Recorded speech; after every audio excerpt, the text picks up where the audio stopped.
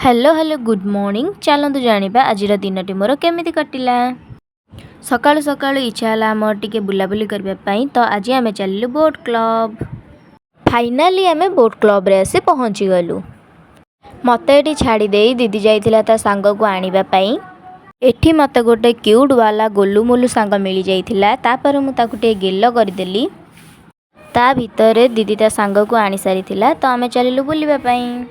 एही पानी को देखि मते बोटिंग करने को बहुत इच्छा होतला हेले बोटिंग ही हो नथुला। तो मन को बुझेई मु चलिली खेलिबा पई। तापरे आमे टिके दोली खेली देइथिलु।